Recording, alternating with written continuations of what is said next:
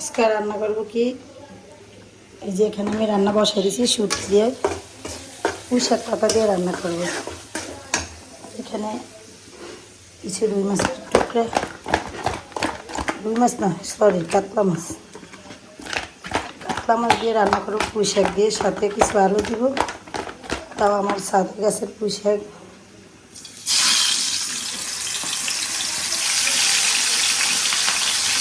ছেলে সবাই দেখে গেছে, সেই জন্য মোবাইল টিপতেছে, আমি এখানে রান্না বসাই দিছি। তারপরে রান্নার ফাঁকে আমার রুমগুলি গুছিয়ে নেব।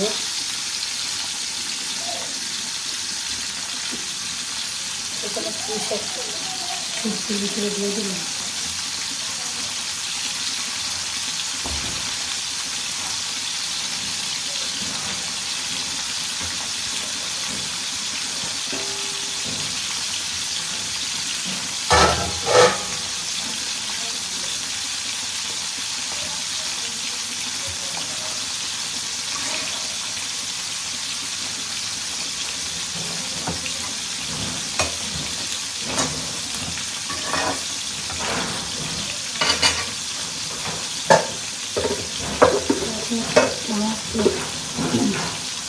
মশলা নাড়া হলে তারপর নাড়া দিয়ে নিই।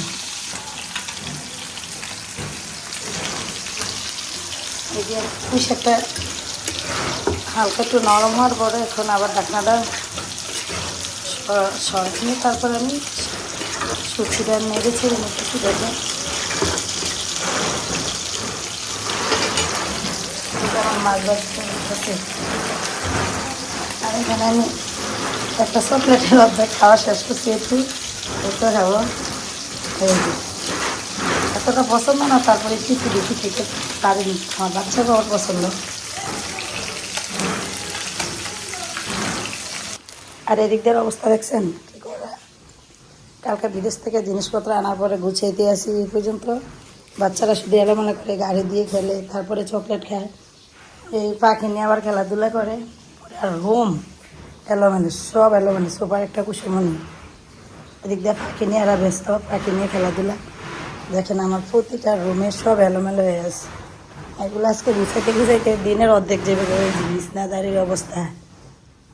সব গুছিয়ে নিব, রান্নার ফাঁকে ফাঁকি রান্না করতেছি, তারপরে এগুলো গুছাবো। এদিক দিয়ে রুমটার অবস্থা দেখেন, এদিক দিয়ে সব আমার মেয়ের ড্রেসিং টেবিলে সব এলোমেলো।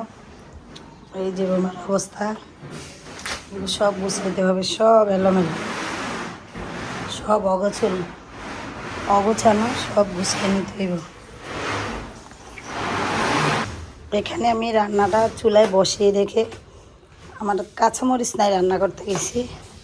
এখন ছাদে আসছি কাঁচামরিচের জন্য, কিছু কাঁচামরিচ ছিঁড়ে নেবে। আর ওইখানে দেখেন কত কাপড় চোপড় রোদ্রে শুকানো হচ্ছে, যা বৃষ্টি হইতে আছে। অনেকটি শুকনো মরিচ আমার নষ্ট হয়ে গেছে, এগুলো রোদ দিয়ে আর বৃষ্টি পড়ে, আবার নিতে নিতে বৃষ্টি ভিজা যায়, আবার শুকাই, এরকমই করি।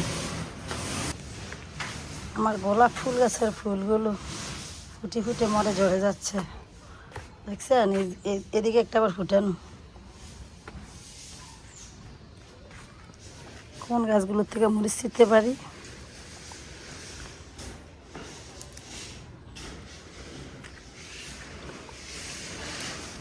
এই তো একটা দিলাম, ডাইলটা ভেঙে দিলাম।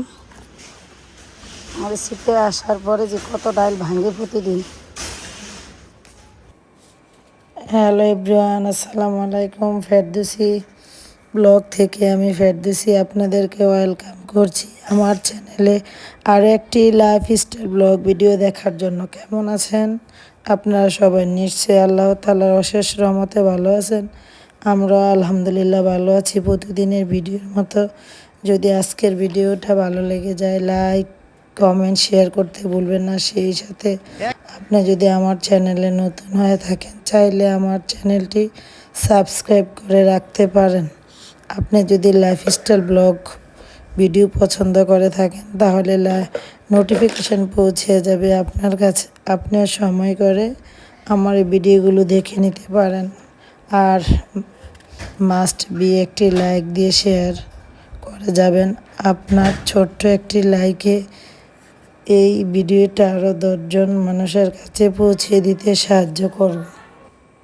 এখানে আমি সময় সুযোগ করে 2 দিনের ভিডিও একসাথে মেক করছি, জোড়াতালি লাগে। আজকে আমি আমার নিত্যদিনের প্রয়োজনে একটু বাজারে গিয়েছিলাম মুরগির জন্য। প্রথমে মুরগিটার উদ্দেশ্যে গিয়েছি, তারপরে সংসারে টুকিটাকি একটু বাজার মনে পড়লো, সেই সাথে মনে করতে করতে অনেকগুলো বাজারেই করে ফেললাম। এই যে দেখেন, তারপরে আমি এখানে মুরগিগুলো নামিয়ে নিতেছি। নামানোর পর এগুলো পরিষ্কার করা হবে, তারপর এগুলো কেটে কুটে আবার এগুলো ফ্রিজিং করতে হবে প্যাকেটে আলাদা আলাদা করে, তারপর কিছু রান্নার জন্য রাখতে হবে। এগুলো পরিষ্কারের পরে টুকিটাকি এই যে বাজারগুলো আবার গুছিয়ে নেব। এটা কি শনপাপড়ি, এখানে আছে টুকিটাকি বাজার, বিরিয়ানি, মিষ্টি, মোরগ পোলাও বলে দুপুরের জন্য। এখানে আমার যে চিনি, গুঁড়া দুধ, আরও বিস্কিট, টমেটো, শসা, মরিচ, একটা নিত্য প্রয়োজনীয় বাজার যা যা লাগে। এখানে অনেক বাজার থেকে নিয়ে আসলাম। তারপরে এই যে দেখেন, এগুলো গুছাচ্ছি অনেক কিছু, এগুলো জায়গায় জায়গায় গুছিয়ে রাখতে হবে। তারপরে একটা সুন্দর করে একটা ভিডিও ব্লগ বানিয়ে নিলাম। গুছানোর পরে দেখতেও একটা জিনিস জায়গায় জায়গায় মেক করার পরে রাখার পরে দেখতেও ভালো লাগে। অনেক কাজগুলো এলোমেলো হয়ে থাকলে ভালো লাগে না সারাদিন, যতই কাজ করি না গুছানোর পরে দেখলে জিনিসগুলো সুন্দর লাগে, ভালো লাগে, মনটাও ভালো লাগে। এই যে আস্তে আস্তে করে, তার মাঝে একটা কথা বলি, অনেক কষ্ট করে ভিডিওগুলো বানাই আমি, তো মাত্র নতুন। আপনারা যদি একটা লাইক দিয়ে শেয়ার করে দেন আমার জন্য একটু ভালো হয়, কারণ আমার এই চ্যানেলটা সাবস্ক্রাইব হইতে একটু লেট হচ্ছে। এই কারণে আপনারা যদি পারেন একটা লাইক দিয়ে শেয়ার করে নেবেন। তারপরে বিকালের জন্য এখানে আমি আগের দিন আপনাদের বিদেশ থেকে একটা মেশিন পাঠাইছি, বাচ্চারা এগুলো দিয়ে সারাদিন এখন এটার ভিতরে 3টা কাটা আলাদা আলাদা।